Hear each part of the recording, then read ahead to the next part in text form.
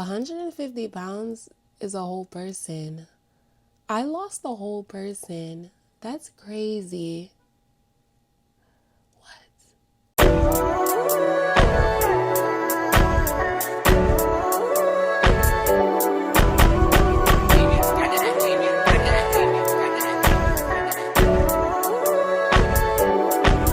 I had weight loss surgery in May of 2024, specifically a gastric sleeve, and today I'm about to tell you everything, the good, the bad, the jello cups, because baby, it was not cute in the beginning at all. Now, before you click off of this video thinking, oh my God, she cheated, sit down, buckle up and listen. Because if you think weight loss surgery is the easy way out, I promise you, you're about to get educated. That is not the case at all. So let's just get right into this. So first things first, let me explain what I even got done. A gastric sleeve, also called a sleeve gastrectomy, is basically when a surgeon goes in and removes about 75 to 80% of your stomach. Like they literally said, girl, you don't need that much space in there. You don't need all that. Let's trim it down. So instead of your stomach looking like, let's say, a football, now it's literally the size of a tiny little banana. And what that does is you physically can't eat as much. And two, your hunger hormone called ghrelin gets reduced. So you're not walking around thinking about Popeye's biscuits 24/7. But let me tell you, it ain't magic. It's not magic at all. It's not a quick fix. Your stomach might be smaller, but your brain still fat, your cravings still messy. That's where the real work comes in. Real work. Everyone was against it.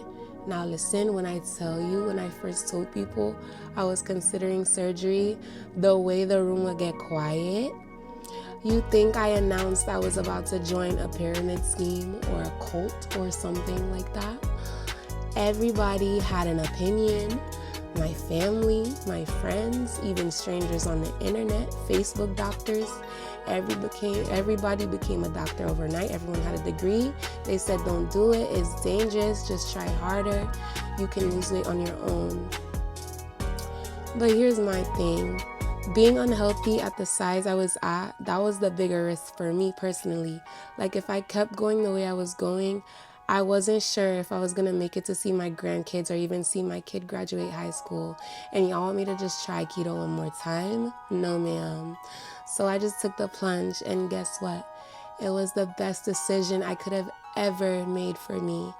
People love to say weight loss surgery is the easy way out, but really, like, you think having 80% of your stomach cut out, throwing up from one wrong bite, living off broth and learning how to eat like a toddler and a baby bird is easy? Please be serious. Yes, surgery is a tool, but a tool ain't gonna build the house for you. You still gotta wake up, show out, and put in the work every single day. I had to relearn how to eat, move, and live. Ain't nothing easy about that.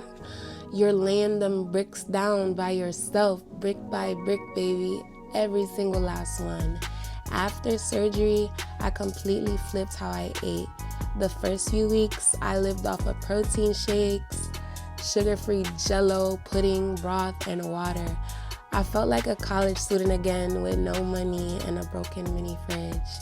I was having flashbacks. Imagine going from 3 full meals plus snacks straight up liquids all day. It was ghetto.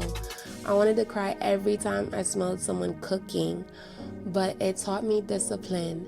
It taught me to separate hunger from habit. Most of the time, I wasn't hungry. I was just bored and used to eating. And that's a mind trip. It's hard. Y'all don't even understand how little you can eat after this surgery. I'm talking 2 bites of scrambled eggs and I was full, like Thanksgiving full, like unbutton your pants and lay down on the couch full off 2 bites. People think, oh, I'll just eat smaller plates. No, baby. Your stomach can't handle that. Your stomach is literally the size of a banana now. If you push it, you will regret it immediately. And when I say regret it, I mean curls over the sink, like, why did I do this to myself? Because if you eat too much too fast or the wrong thing, your stomach will snitch on you real quick with a quickness. Once I could eat real food again, it was protein, protein, protein, and veggies after. Protein came first.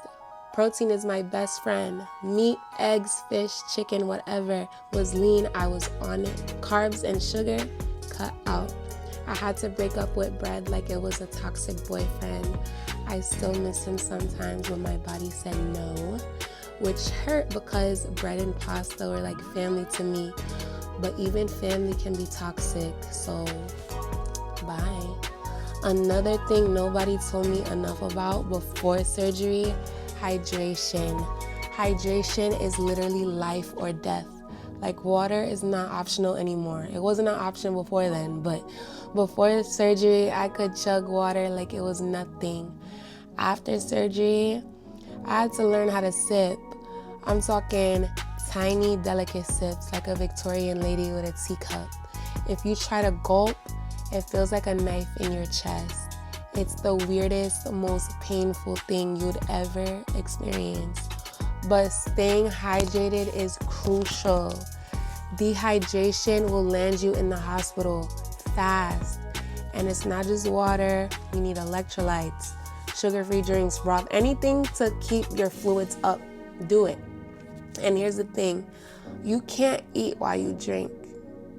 Your stomach is too small to handle both food and water at this point, at the same time. So you gotta wait 30 minutes after eating to even drink again. That was so hard for me at first because I was just so used to eating a meal and immediately chasing it with water or juice, but nope, not anymore. Basically, my stomach turned into a diva. I named her Sleeviana. My sleeve has a name. Her name is Sleeviana. She said, one at a time, please, food or water. I do not do double bookings. She is fancy. Now let's talk about fitness, because this is where people think surgery makes you lazy. Baby, please.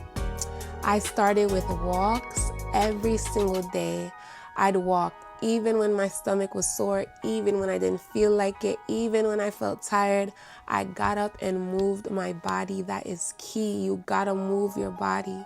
Then before I was ready for the gym, I got myself a Peloton. Yes, I was paying that monthly fee. So I was not about to let it collect dust. I rode that bike every single day. That whole summer, I was on that bike. Me and that Peloton were like this. We were in a committed relationship. I had a streak going on and all that. By September, I felt comfortable and I started to hit the gym. And let me tell you, the stairmaster became my bestie after my Peloton. We were besties and enemies all in one. I was on that thing an hour a day, sometimes even 2. I stayed so long. One time I accidentally completed a firefighter challenge at my gym. I didn't sign up for that, but thank you for my imaginary badge of honor. It felt nice that I completed it or whatever. I also got obsessed with closing my rings on my Apple Watch. I didn't care if it was midnight.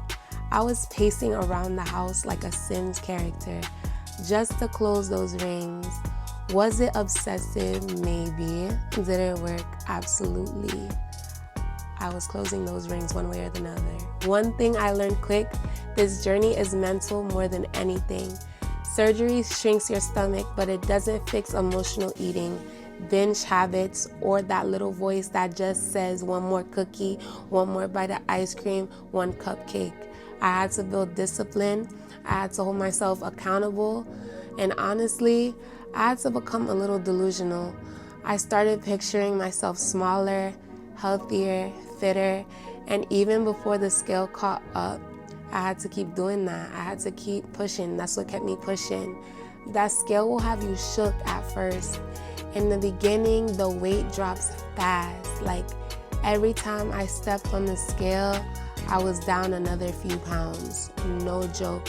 you lose a lot in those initial 3 to 6 months because your body is adjusting, you're barely eating, and your metabolism is in overdrive. It's exciting, but also a little scary sometimes because you're like, am I melting? Am I getting too small too quick? But then it slows down, and that's normal. Your body eventually will adapt. Your metabolism starts trying to catch up, and the loss becomes more steady with time. This is when people panic, but I'm telling you right now, don't freak out. Slow loss is still progress. And the truth is, if you're in this for the long haul, you don't want to lose that much weight that fast anyway. One thing you need to know, and I mean this seriously, you have to take vitamins for the rest of your life, period. Your stomach is smaller now, which means you're not absorbing nutrients the way you were before. And you're definitely not eating enough volume to get everything from the food that you need. So vitamins are a necessity. I'm talking a full vitamin regimen, multivitamins, B12, calcium, vitamin D, iron if your labs say you need it. It sounds like a lot, but it's honestly non-negotiable. If you skip out on them, your body will let you know real quick. And let's not skip over this. Hair loss. Yep, hair loss. It happens. If you don't eat enough protein or you don't stay on top of your vitamins, your hair will start thinning. And listen, nothing humbles you like brushing your hair and seeing clumps in the sink. Now, it doesn't happen to everyone, and if you do things right, it usually grows back, but it's definitely something you gotta be prepared for. You gotta be cautious about. Protein isn't just about keeping you full. It literally protects your muscles, skin, nails, and yes, your hair. Another thing a lot of people don't talk about is heartburn. After gastric sleeve, some people develop acid reflux because of the way the stomach is reshaped. It can range from mild to I can't sleep at night, my God, my chest is on fire levels. Like if it gets really bad and meds like omeprazole that your surgeon provides don't help, sometimes your surgeon will recommend a revision surgery, usually converting your sleeve to a gastric bypass. Now, you're like, what's a gastric bypass? You're telling me about a sleeve. What's a bypass? Basically, instead of just shrinking your stomach like the sleeve, they actually reroute part of your intestines so that food takes a shorter path, meaning you absorb fewer calories. It can help fix the reflux situation, and it's even more powerful than the sleeve for weight loss. But with that, it's also more complex and more complications. So while the sleeve was right for me, just know that revisions are an option if complications with it pop up for you. Okay, so now let's get into the money side of things, the money-on part.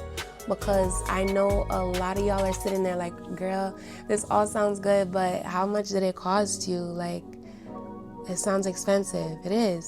So here's the truth. Gastric sleeve in the US can run anywhere from $15,000 to $30,000 if you pay out of pocket. That's a whole car. That's a whole down payment on a house. It's definitely not pocket change, and you won't have that laying around. But here's the good news. Yes, many, but not all insurance companies do cover this surgery. It's not automatic. Coverage depends on your specific insurance provider and the policy that you have. Usually the surgery has to be deemed medically necessary, and you have to meet certain criteria. Things like a high body mass index, BMI, or health issues connected to your weight, like type 2 diabetes, high blood pressure, or sleep apnea. Some states even honor and enforce this coverage hard, more strictly than others. But no matter where you live, where you come from, the number one rule is call your insurance company. Call your insurance company. Don't assume anything.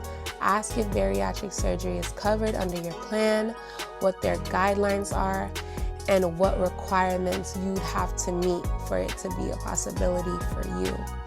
Now let me tell you about my situation. I was lucky enough to get my surgery covered through my employer. But let me be real with you, it was not simple. I had to jump through many, many hoops. We're talking months of waiting, nutritionist visits, therapy evaluations, doctor's appointments, blood work, and endless paperwork. Insurance companies do not make this easy. You have to prove that you want this, and you have to prove that you qualify. Honestly, it took patience I didn't even know that I had, but I wanted this so badly. I wanted the surgery so bad. I did whatever it took, and finally they approved me for it. So 15 months later, August 2025, I'm down 150 pounds. Do I feel completely different? Yes, I feel like a different person. Do I still feel the same inside? Also, yes. The glow up is real. The results are amazing, but you gotta stay on top of your health forever. Vitamins, protein, water, follow-up visits, blood work. This is a lifelong commitment. It's not a one and done surgery. It's a lifestyle. And if you're not ready to do the maintenance, if you're not ready to do the real work, it can and it will backfire on you. But for me, it was worth it. Every single pill, every single protein shake, every single boiled egg, every single moment on that stairmaster. I do it again tomorrow and the next day and the next day. If you're watching this and you're thinking about surgery, do it for you. Don't let your aunties, cousins who lost 5 pounds on Herbalife talk you out of saving your own life, okay? Because they will try to get you to not do it. And if you're watching this, hating from the sidelines, like she took the easy way out, I don't care about nothing she gotta say. Meet me on the stairmaster for 2 hours and let's see how easy it feels. Let's see, babe. Bottom line, gastric sleeve gave me the tool, but I did the work. And if I can do it, so can you, period. Thank you for watching, and don't forget to like, comment, and subscribe because I got plenty more tea about this journey that I'm on. It's never ending. There's more to come. And if you got questions about surgery, drop them down below. I'll be spilling all the jello. Bye. See you later.